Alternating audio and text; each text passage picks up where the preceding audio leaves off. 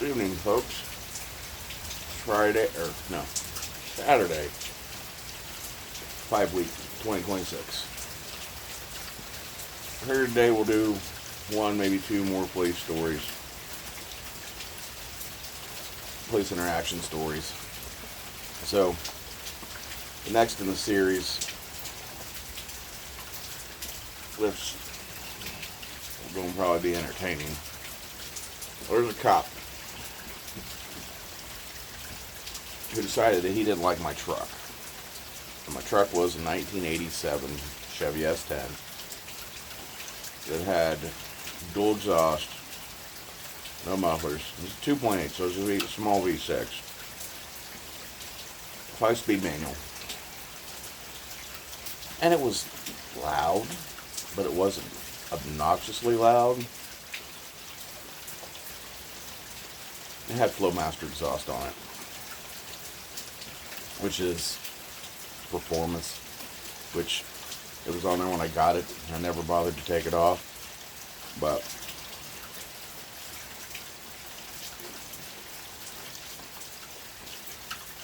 this cop started pulling me over. He told me, if I pull you over again, I'm going to write you a ticket for your loud exhaust. Okay. So I tried to keep it calmer, so it wasn't quite so loud.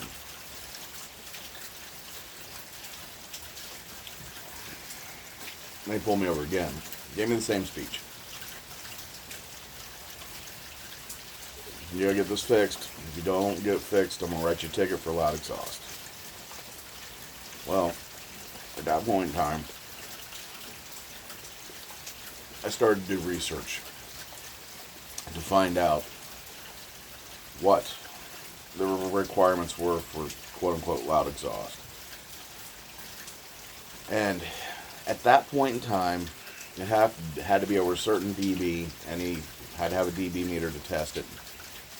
Local sheriff, town cop, whatever he was, didn't have it.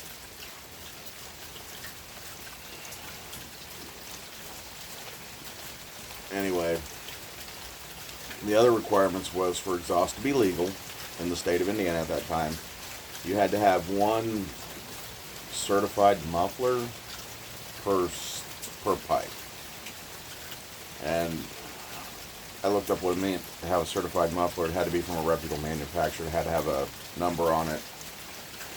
And there was a number on all the Flowmasters. They were street legal mufflers. So that was fit. And wow, dB meter, nobody knows whether it's too loud or just loud enough. But he pulled me over pretty much every day for the exact same thing, and it got to the point where I was becoming belligerent.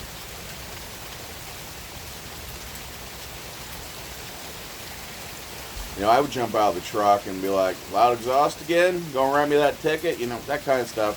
And then it got to the point where I was dropping to the ground and climbing out of the truck, but like, come down here and take a look. I got 2 mufflers, 1 per pipe. It's a legal requirement.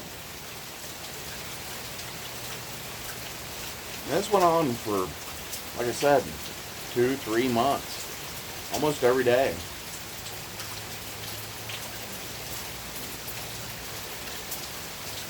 And it just kept going on and on and on and on.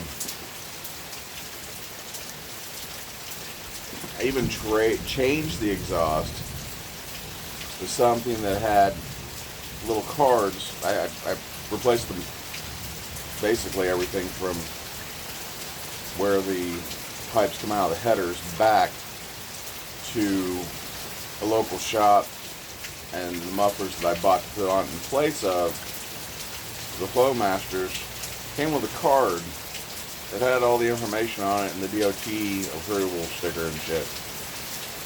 Well,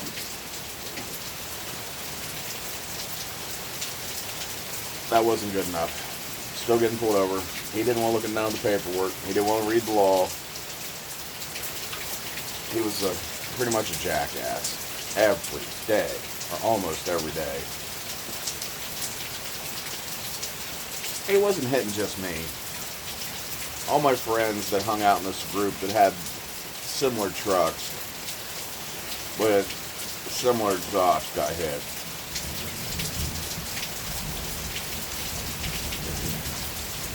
And it's same speech, but none of us ever got tickets. Well, somewhere along the way, somebody in my family found out, and it got back to my grandmother. My grandmother, she was a crazy old lady. Loved her. She'd tell you what she thought in the most vulgar means possible, while still trying to be polite about it. It was hilarious. Anyway, she found out about it. I didn't know she found out about it. She never talked to me about it. But she went up to the sheriff's office and spoke to the sheriff, told him what was going on.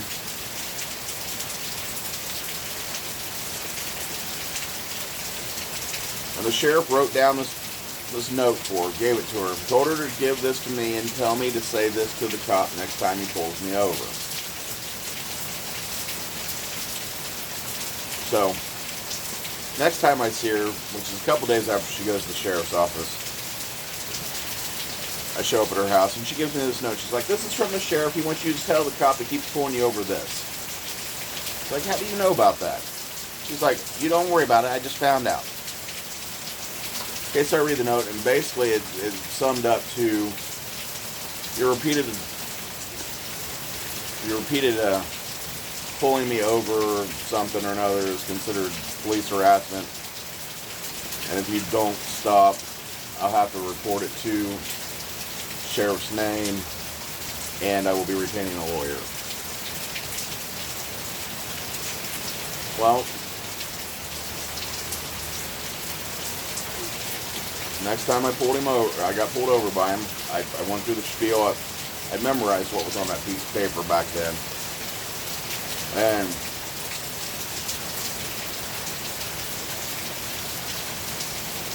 he backpedaled and did the whole, "You got to get it fixed. I can't help it. You're breaking the law." But that was the last time he ever pulled me over. A couple days after that, I gave a copy of that same note to all my friends. And they all used the same line on him. And about 3 months later, he either quit, retired, or transferred out. He was gone. I never seen him anymore. Now, how long we been going? We got a little bit of time. The next story, oh, by the way, Peterson, Dracula, 999, with Haunted Bookshop. I don't know if I told you that at the beginning or not. Figure out better now. Anyway, the next story was probably about the same time all this was going on. I was in the same truck. At this point I'd have been 18, 19, maybe a little bit older. All my friends and I were all hanging out uptown, which we did pretty much every night in some capacity. May not always been there, but there was always somebody there. Anyway, we're in a parking lot. It's a little shopping center, shut down for the night. Sorry for the rain noise. It started about the time I decided I was going to film. Anyway, we were hanging out in this little shopping center. It had 3 entrances in. Had one where it was for shipping and receiving, trash pickup, dumpsters and stuff were over at that entrance. And it was a wide entrance, a big entrance. And there were 2 smaller entrances out on the highway. Now, there's 10, 15 vehicles in this parking lot. And we're all hanging out there. And this number of vehicles could fluctuate anywhere from 5 or 6 all the way up to 30. Depends on the time of night, time of year, who's out, who's not, that kind of thing. Anyway, we're all out there hanging out, listening to music, doing stupid teenager things. Might be playing with fireworks, don't know. Or it's just any other night. Well, 3 cops swarm the parking lot, one from each entrance. And the sirens blazing and all this, and they come rushing up, and they jump out of their cars, guns out, screaming, everybody freeze, step away from your vehicles, blah, blah, blah, blah, blah. So they corral all of us into one big group. Like I said, there's 10 or 15 vehicles there, which means there's somewhere between 15 and 30 people. Pretty good sized group. I want to know who all the drivers and who all the passengers are, and I split off in those groups. I want to know which vehicle belongs to who, and who's riding with who, and who walked, and all this other goofiness. And then they tell us to go stand by the hood of our vehicles. They go around vehicle to vehicle to vehicle. Do you have any weapons? Do you have any illicit substances? Blah, blah, blah, blah, blah. Each person, over and over and over again. Cop walks up to me and goes, do you have any weapons? And I start laughing. He's like, what's so funny? I was like, what exactly are you looking for? Any weapons, anything could harm me. I go, yeah, I got weapons. You want me to empty my pockets? Yeah, sure. Well, I've got a belt knife on. I take it off. I got a pocket knife in each pocket. I got a multi-tool in one pocket. At this point in time, I carried a lot of blades. I had a razor knife. I usually carried it to work, and I just never take it out of my back pocket. Pull out my hood. He's like, you got any weapons in the vehicle? I go, yes I do. Well, what do you have in there? And it's like shotgun, rifle, maybe a pistol. Not 100% sure. Because at this point in time in the state of Indiana, you can get a carry permit and you can carry a pistol that belonged to a family member. Which I did from time to time. Not very often though. Anyway, are they loaded? They unloaded? I was like, depends on which one you pick up, whether it's loaded or not. What do you mean? Well, I was out shooting earlier today and I didn't empty the truck. Well, can you take them out, please? And he stood right behind me, and he had the other cops, or one of the other officers, come over, and I would take the gun out, I'd roll the bolt open, or pull the slide back, check it for ammo, see if it was loaded. If it was, I'd unload it, and then I'd hand them the gun.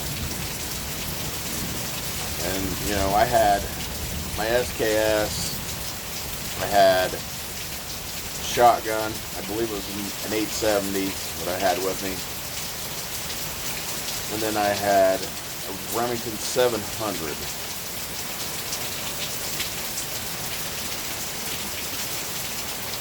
I took those out and laid those on the hood along with the knives. I carried a little kid's baseball bat in the truck. This is my beating tool.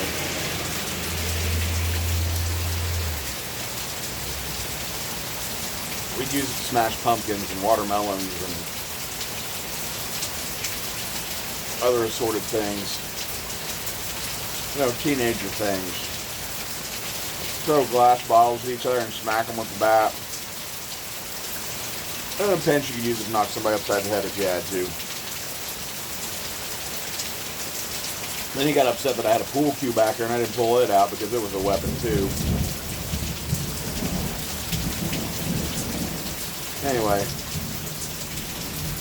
he has me rabbit ear in my pockets, pats me down.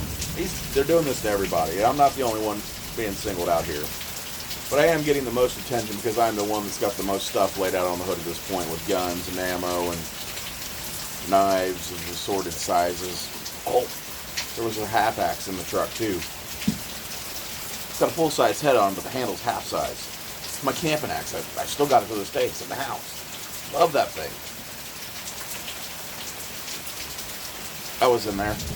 Kept that in the truck long as a teenager.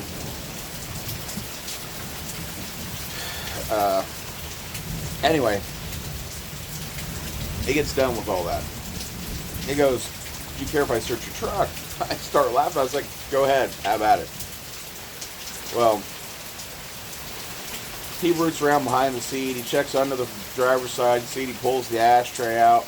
Looked by the way, no ashes in it. It's full of change. He empties my glove box out, which was full of stuff, papers and pictures and whatever I had in the truck that I couldn't find a home for got crammed in there. And on the passenger side,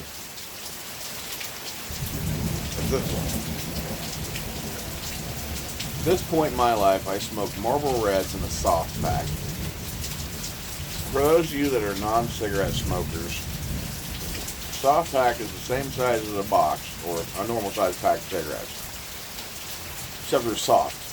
There's no cardboard. It's paper and cellophane and a little bit of aluminum foil, basically. When I was done, I would fold the bottom up, squish it flat, and I'd fold the bottom up. Wow. Nice storm. Then I would fold it in half, and I would throw it to the floorboard. Well, the floorboard on my passenger side, I had been throwing those empty packs down there for 2 or 3 years in this truck. We're talking about piled deep.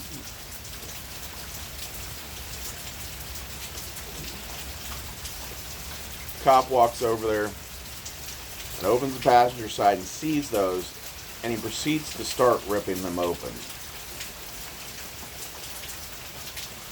He straightens the back out, he puffs them up, and then sticks his finger down there and rips the top out of them. And then lays it on the seat. And he does this 1, 2, 3, 4. And I just start laughing. I was like, "You're going to be at it a while. That's about 2.5, 3 years worth of cigarettes." He's like, "Maybe you should clean your truck."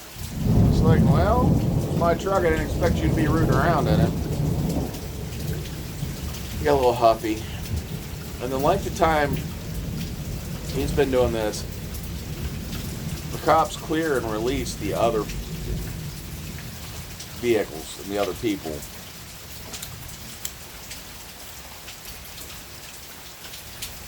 And then they come over and they keep going and they keep going and they keep going.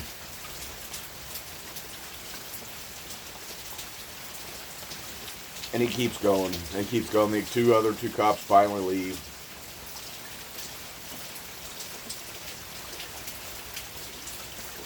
They keep going, and it just keeps going. We're talking an hour and a half. He sat there and opened every single pack that was on that floorboard. And then he bagged them all up in a garbage bag. He's like, "I'm taking all these." "All right, no. Those are mine." I was being belligerent. I went up to the car wash after it was over with and threw them all away. But I was being belligerent. I was like, "No, those are mine. I'm taking them with me." Well, this was after Marlboro Miles, so there was no legitimate excuse for me to have them just sitting in there. It's just I never got rid of them. I thought it was kind of funny.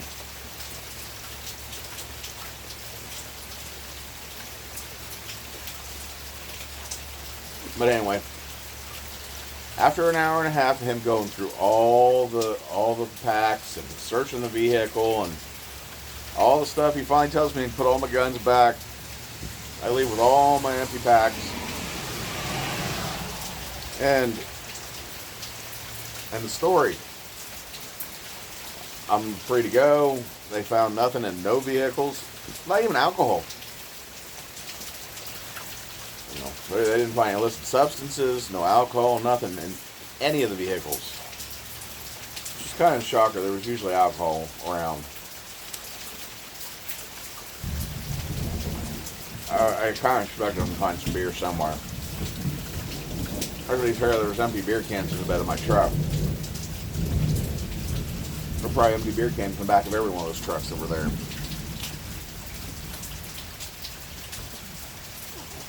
But anyway, I guess I'll go to the next story. This is a short one. I got pulled over while parked and not in my truck.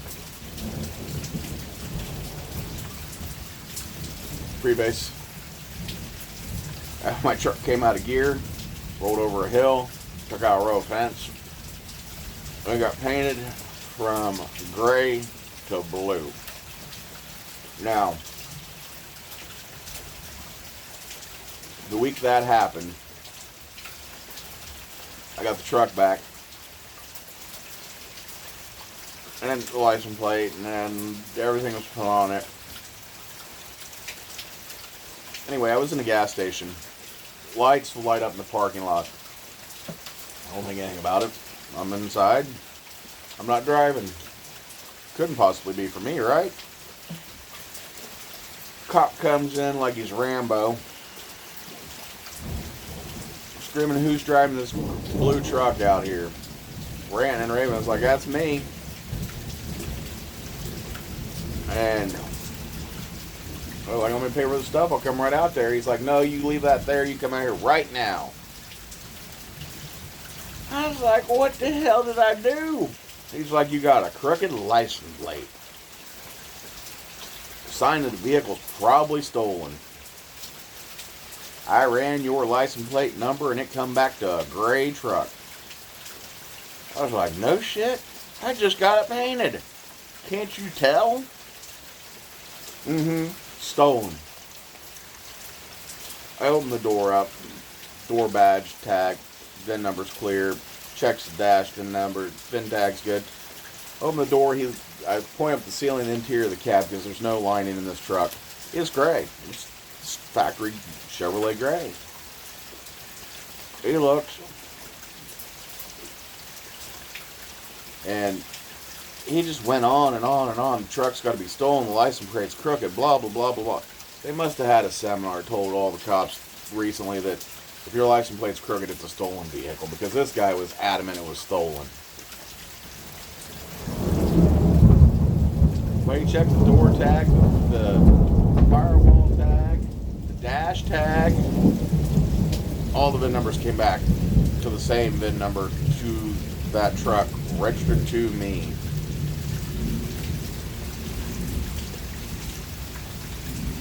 The best part about it was the same cop that opened all those cigarette packs and seen the truck when it was gray a month before.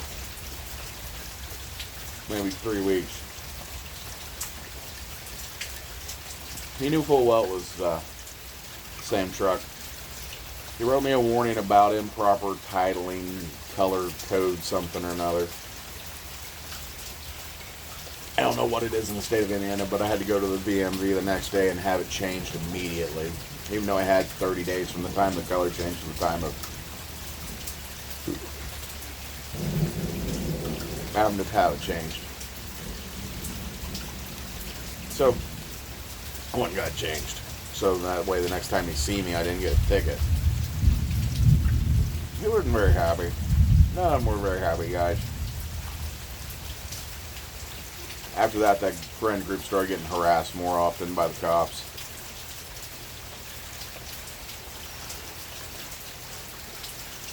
Well, folks, remember, if you ain't having fun, you aren't doing it right. I'm going to sit out here and finish this pipe in this rainstorm and enjoy this beautiful evening. Have a great night, everyone. Later.